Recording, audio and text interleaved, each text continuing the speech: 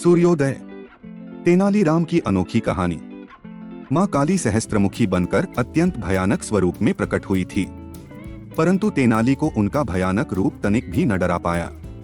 माँ काली को साक्षात समक्ष पाकर तेनाली ने उनके पांव छुए और जोर से हंसने लगा। तेनाली को हंसते देख माँ काली अचंभित हुई और उन्होंने तेनाली से उसके इस प्रकार हंसने का कारण जानना चाहा। ओ देवी माँ, इस प्रकार हंसने के लिए क्षमा चाहता हूँ, परंतु ज्यों ही मैंने आपको देखा एक ख्याल मेरे दिमाग में आया। जब मुझे सर्दी के कारण जुकाम हो जाता है और मेरी नाक बहने लगती है तो मेरे लिए दो हाथों से एक बहती नाक को संभालना भारी हो जाता है। मैं सोच रहा था कि अगर कभी आपको जुकाम हो गया और आपकी 1000 नाकें बहने लगी तो आप अपने दो हाथों से उन्हें कैसे संभालेंगी। बस यही सोचकर मुझे हंसी आ गई।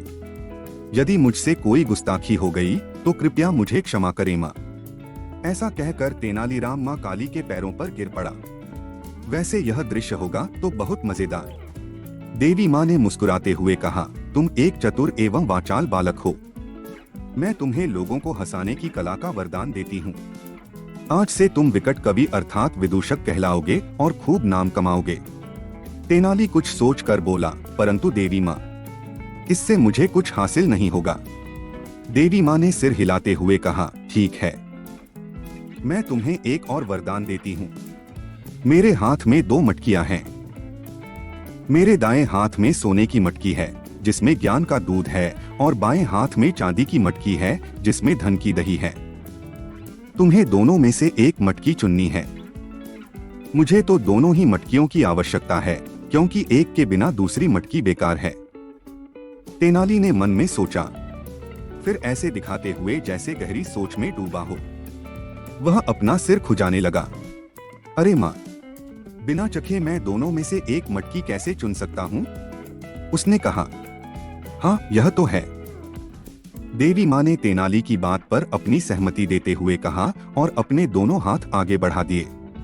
पलक झपकते ही तेनाली ने दोनों मटकियों में भरे दूध और दही गटक लिए और मटकियां खाली कर दी। यह देखकर देवी माँ नाराज हो गई। वे समझ गई कि तेनाली ने उनके साथ चालाकी की है। क्षमा करें माँ, तेनाली ने धीरे से कहा, परंतु मुझे दोनों ही मटकियों की आवश्यकता थी। आप ही बताएं, बिना धन दौलत के केवल ज्ञान का क्या लाभ?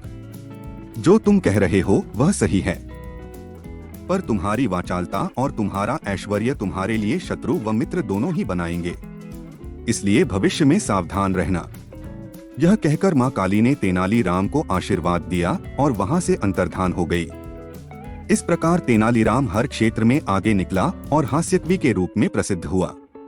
उसने संस्कृत, तेलुगु, मराठी, तमिल और कन्नड़ भाषाओं का गहन अध्ययन किया। शीघ्र ही तेनाली को समझ में आ गया कि यदि जीवन में उन्नति करनी है तो उसे छोटे से गांव तेनाली से बाहर निकलकर हम्पी जाना होगा। हम्पी विजयनगर साम्राज्य की राजधानी थी। तेनाली जानता था कि विजयनगर के महाराज कृष्णदेव राय के दरबार में विद्वानों का बहुत सम्मान किया जाता है। एक बार विजयनगर के राजगुरु तथाचार्य सिरिगेरी आए जो तेनाली के समीप ही था। तेनाली ने अपनी बेहतरीन कविताओं का पुलिंदा बनाया और राजगुरु से मिलने पहुंच गया। तेनाली की कविताएं सुनकर राजगुरु अत्यंत प्रभावित हुए और उन्होंने तेनाली को विजयनगर के राजदरबार में आने का निमंत्रण दिया। मौके का फायदा उठाते हुए तेनाली ने अपने घर जमीन बेच दिया और अपनी पत्नी अग्रथा, छोटे भाई तेनाली अन्नया, छोटे पुत्र एवं वृद्ध माता के साथ विजयनगर की ओर चल पड़ा। विजयनगर पहुंचकर तेनाली राजगुरु से मिलने गया, परंतु राजगुरु ने उसे पहचानने से भी इनकार कर दिया।